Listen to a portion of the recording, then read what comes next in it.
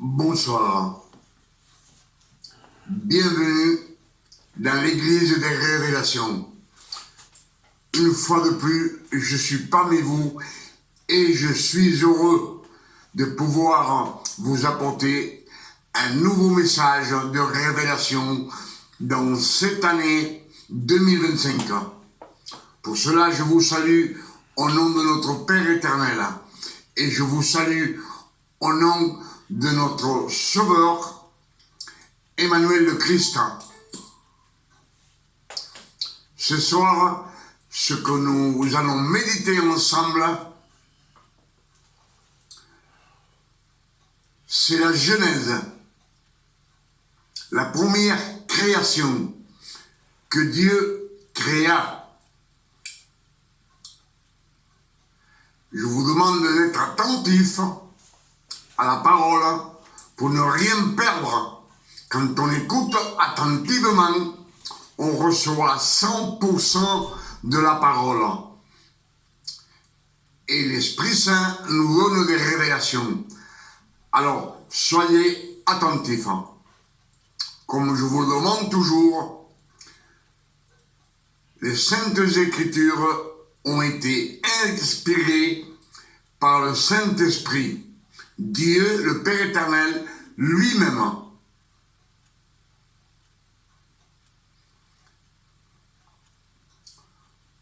On va méditer Genèse, verset 1, qui nous dit dans les Écritures que le Père éternel créa les cieux et la terre. Il nous dit dans les Écritures que la terre était informe et vide et que l'Esprit de Dieu se mouvait au-dessus des eaux. Les ténèbres couvraient l'abîme. Les ténèbres couvraient l'abîme. Et par sa parole, le Père éternel dit que la lumière soit, et la lumière fut. Donc ça a été créé que par la parole.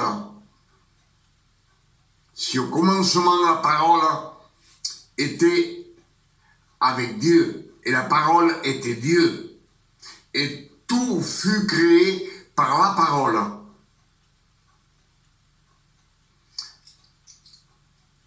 Et les Écritures nous disent que la parole faisait les délices de Dieu, du Père éternel.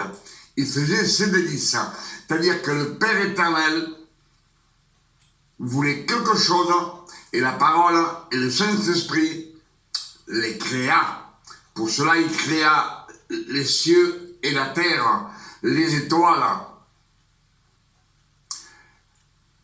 Il créa un océan et une terre.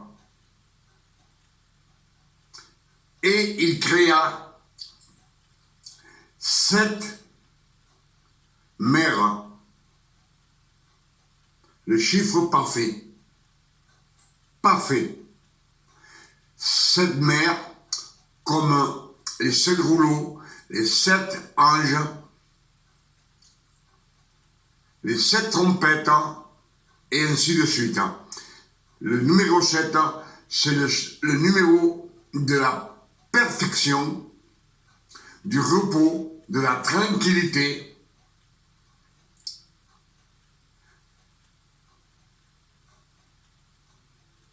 C'est ce qu'ils nous disent dans les Écritures. Il créa 153 fleuves sur la terre. Ensuite, il nous dit qu'il créa tous les animaux de la terre par sa parole, tous les animaux du ciel,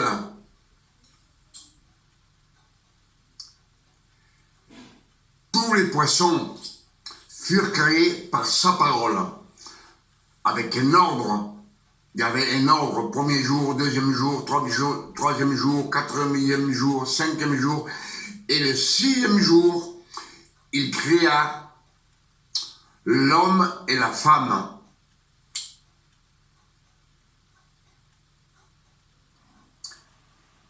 Et dans les Écritures, ils nous disent que Dieu le Père éternel dit à l'homme et à la femme, je vous donne toute l'herbe verte qu'il y a de la semence de toute la terre. Souvenez-vous, de toute la terre. Et tous les fruits des arbres fruités avec leurs semences.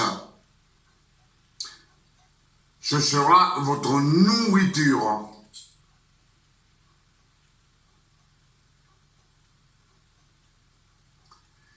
Et aux oiseaux du ciel, à tout animal qui se meut sur la terre, je leur donne toute l'herbe verte et toutes les plantes vertes.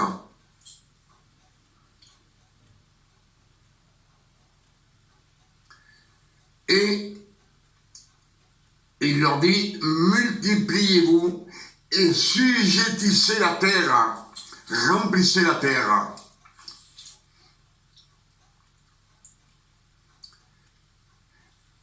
Et à l'homme et la femme, il leur dit pareil. Soyez féconds, multipliez-vous et sujettissez la terre. Donc, dans cette création, on voit bien qu'il n'y a pas de jardin. Il n'y a pas l'arbre de vie, l'arbre du fruit de la connaissance du bien et du mal. Là, dans cette création, le mot travail n'est pas prononcé, simplement un conseil, multipliez-vous. Quand il dit qu'à tous les êtres qui se meuvent sur la terre, leur donne l'herbe verte et toutes les plantes vertes, dans cette création, il y avait les dinosaures, les bronchosaures, tous ces animaux gigantesques, et tous y mangeaient de l'herbe. Le Père éternel ne veut pas que les oiseaux du ciel se mangent entre eux. Et il ne veut pas non plus que les animaux se mangent entre eux. Pour cela, tous ils mangent de l'herbe.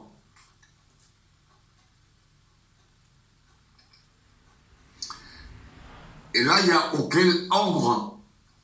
Il a créé tous les anges. Tous les anges, ils sont créés. Et tout cela était en Éden, sur la terre. Ils vivaient sur la terre. Les anges aussi vivaient, Lucifer vivait sur la terre. Et comme il nous dit, les Écritures, que Dieu créa les cieux et la terre, et il y a un point. Il créa les cieux et la terre en 6 jours. Le numéro 6, on sait que c'est le nom du péché.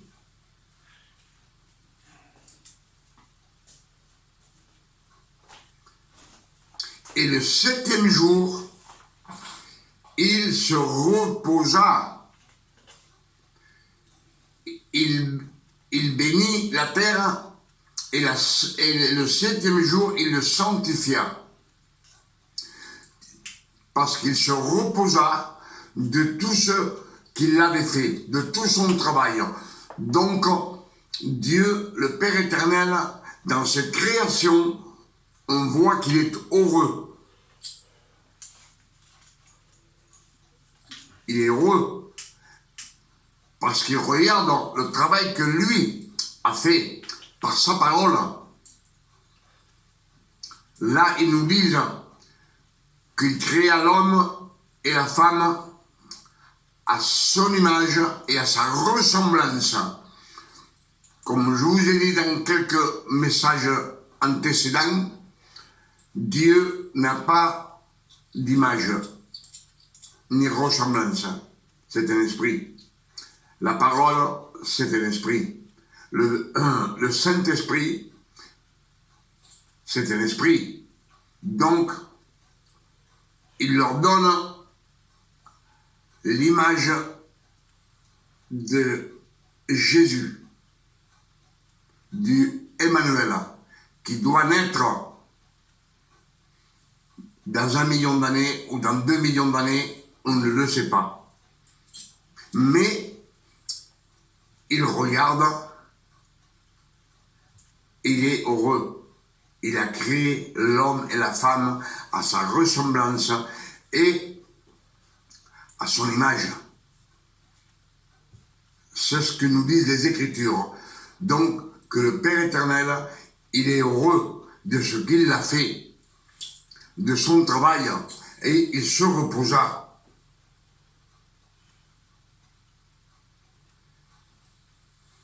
Et Genèse 2 nous dit, quand la terre était créée, il n'y avait pas de l'herbe, car le Père éternel n'avait pas encore fait pleuvoir, mais une rosée se levait le matin. Et il n'y avait aucun homme pour travailler.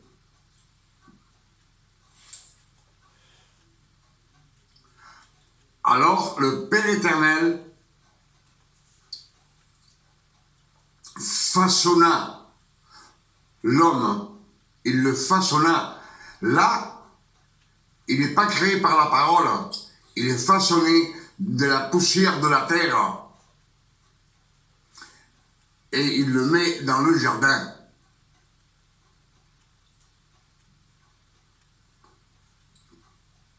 Tous les animaux, il les créa de la poussière de la terre. Dans la première création, ils sont créés par sa parole. La parole, comme la lune, le soleil, les étoiles, tout a été créé par sa parole. Et là, non. Là, les animaux, ils sont créés de la poussière de la terre. Il n'y a que Ève qui n'est pas. Alors, on a vu la première création, qui est une création parfaite, avec tous les anges, aucun commandement, aucun jardin, toute la terre,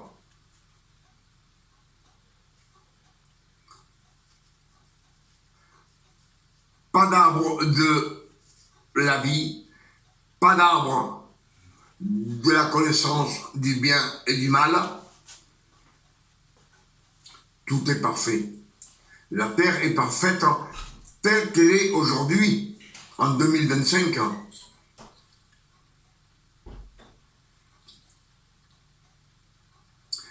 Et alors, est-ce que vous croyez que cette création, c'est ce que nous, on vit maintenant, depuis 4000 ans, 4000 ans, 6000 ans plutôt, excusez-moi, 6000 ans, qu'on vit dans cette création, et le Père éternel, il se réjouit de faire cette création qu'on vit. Sachant que déjà, il prend Adam et Ève dans le jardin d'Éden pour les cultiver, c'est pour travailler avec eux.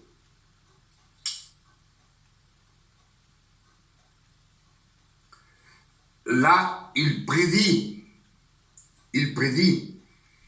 que la descendance de la femme lui écrasera la tête au serpent. Le Père éternel vient de prophétiser que dans 4000 ans, du jardin d'Éden, 4000 ans plus tard, dans le futur, lui-même, la parole, doit naître dans un corps humain, Emmanuel, de chair et de sang. Comme je vous le dis toujours, vous savez que le Père éternel est omniscient, omniprésent et omnipotent. Donc, avant de faire la première création, lui, il savait déjà tout ce qui allait se passer dans le futur. 1 million d'années, 2 millions d'années dans le futur, le Père éternel sait ce qui va se passer parce qu'il est omniscient.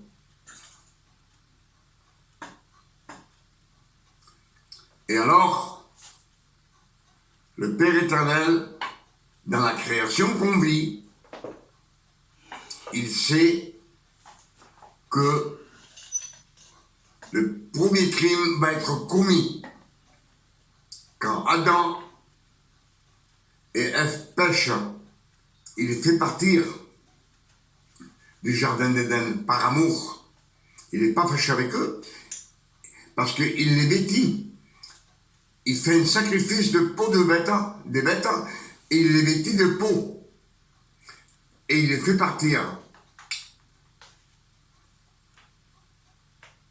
Dieu le Père éternel, tout est prémédité à l'avance. Il connaît tout. Alors, il sait, 1500 ans plus tard, ou 1700 ans, il doit exterminer le monde. Il le sait, qu'il doit choisir Noé pour faire une arche pour sauver la création que lui a créée. Il le sait.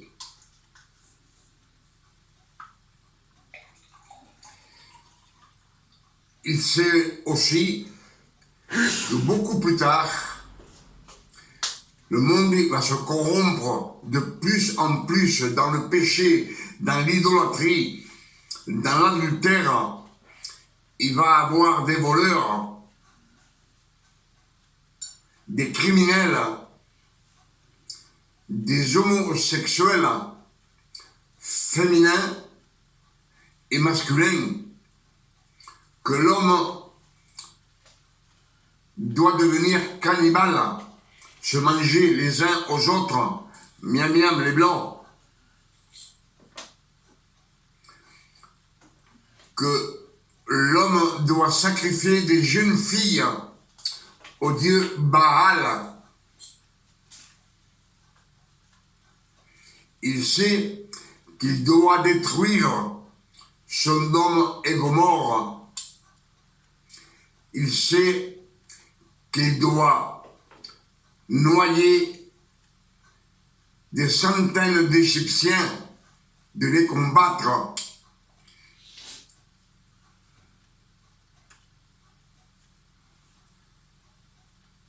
Et vous croyez que cette création, Dieu se réjouit? Réfléchissez un peu. Comment est-ce que Dieu, le Père éternel, peut se réjouir si c'est la même création qui nous montre Genèse 1, verset 1, une création parfaite, où il n'y a pas de travail.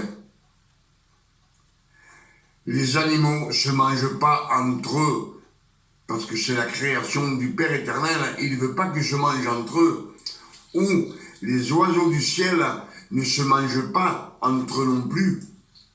Et je pense que les poissons non plus. Mais dans la première création, Genèse 1, verset 1, les mers ont été créées, l'océan a été créé, et dans la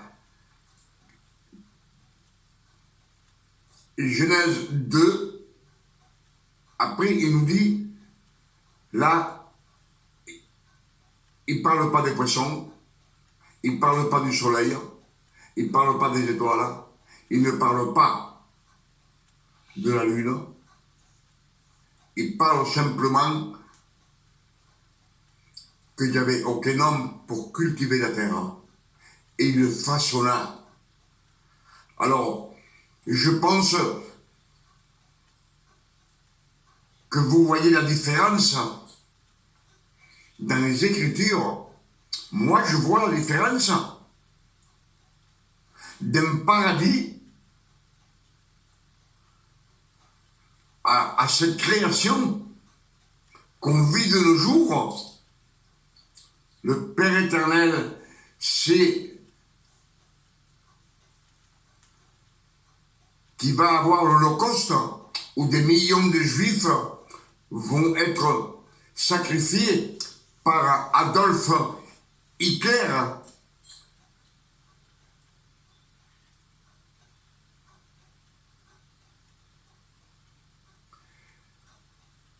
Que les chrétiens vont être poursuivis par l'épée, par toutes les nations.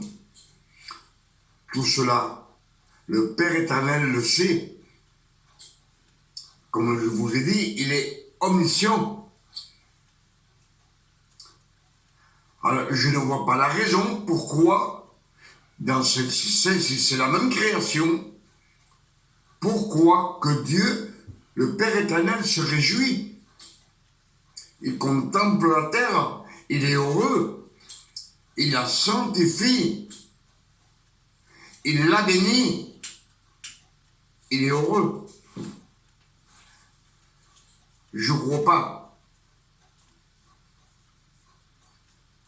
que la première création, il y a des millions d'années, 1 million, 2 millions, 100 millions, où il créa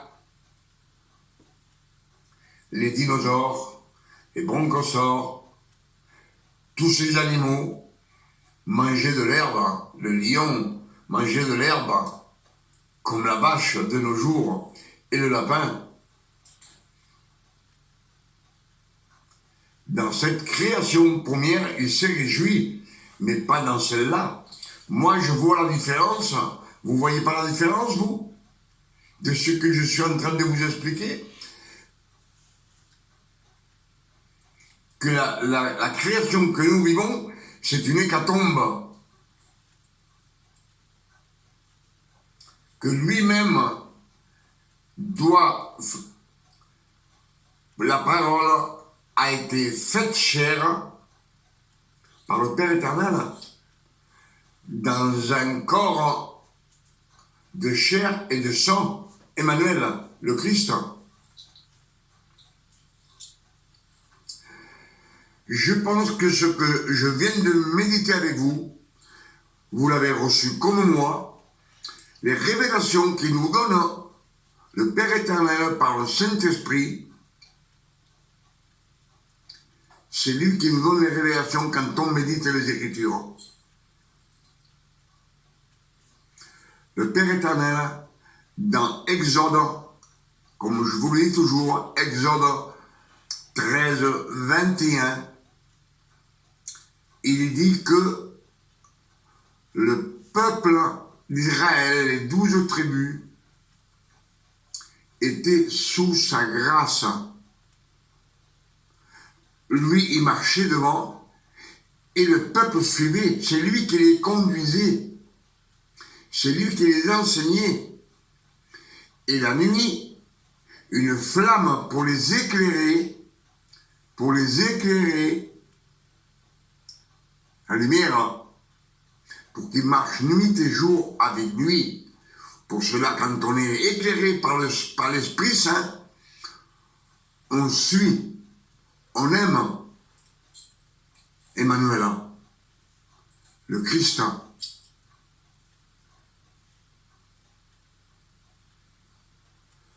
Tout ce que je vous ai prêché ce soir viennent des Saintes Écritures, de la Sainte Bible, que comme je vous l'ai dit, les Saintes Écritures, quand vous les méditez, c'est le Père éternel qui vous parle directement de lui à vous et vous révèle des révélations par l'Esprit Saint. Pour cela, nous avons l'Esprit Saint dans nos cœurs. Et il nous a laissé la Bible, sa parole, afin qu'on soit un peu comme Jésus. Emmanuel, le Christ, il était de chair et de sang, mais il avait la parole. Et en plus l'Esprit Saint, deux parties du Père. Et le Père éternel est en haut. Ça faisait 4 ans. Et nous, on est de chair et de sang, mais on a l'esprit du Fils de Dieu dans nous. Nous sommes le temple du Saint-Esprit. Et il nous a laissé la parole. Ça fait 3. Je ne sais pas si vous me suivez.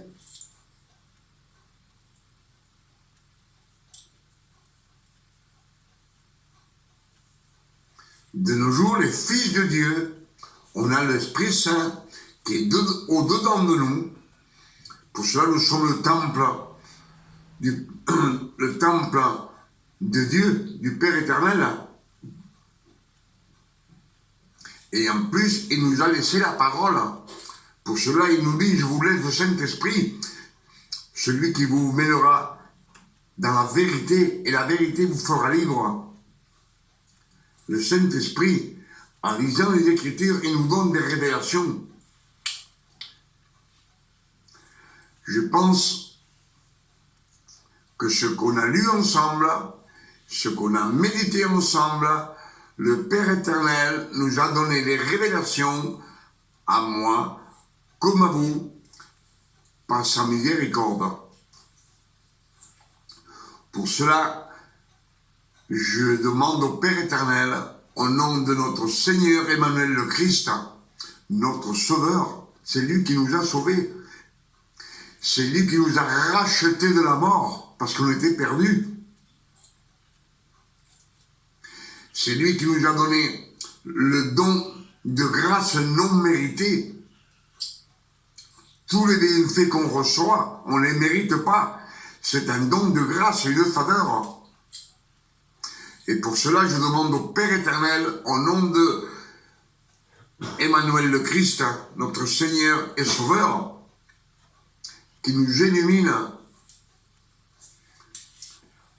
Si Satan a aveuglé l'intelligence de l'homme afin qu'il ne vise pas briller la splendeur des évangiles, les évangiles, c'est la gloire de notre Seigneur Jésus-Christ et l'image de Dieu, le Père éternel.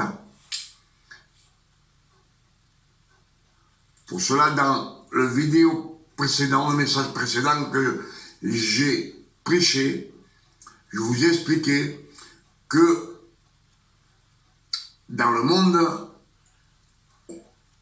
entier vit sous la domination des 10 commandements de l'État, du monde. Ils pêchent et quand tout va bien, ils se réjouissent d'avoir péché. Et quand ils lisent les Écritures, s'il y en a qui les lisent l'Écriture, ils les lisent verbalement, ce qu'il y a juste écrit. Ils ne voient pas, le Père éternel ne leur dit pas ce qu'il y a enfui, caché. Il ne leur fait pas voir. Ils n'ont pas de révélation. Ils peuvent lire. S'ils ne sont pas intéressés à connaître le Père éternel et à suivre son chemin dans la clarté et demandent de l'intelligence et de la sagesse, ils ne pourront jamais, jamais avoir de révélation. Pour cela, 2 Corinthiens 4, 3, je crois que c'est ça, qui nous disent que tout celui dont l'évangile est voilé, il est voilé pour ceux qui périssent. Ils n'ont pas de révélation.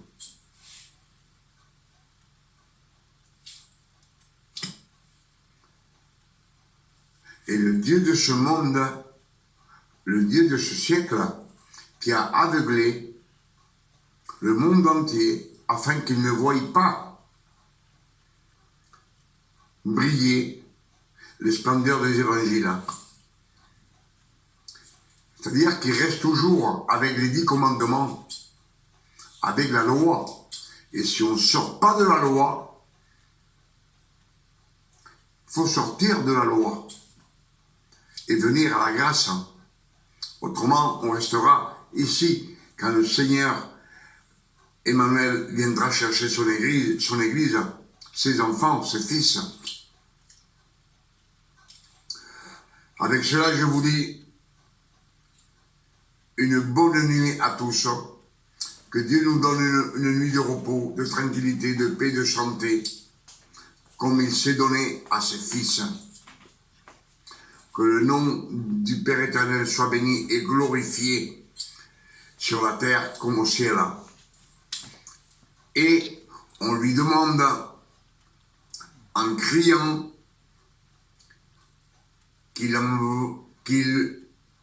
le Père éternel nous envoie son Fils, Emmanuel, pour prendre l'Église, son épouse, les fils de Dieu.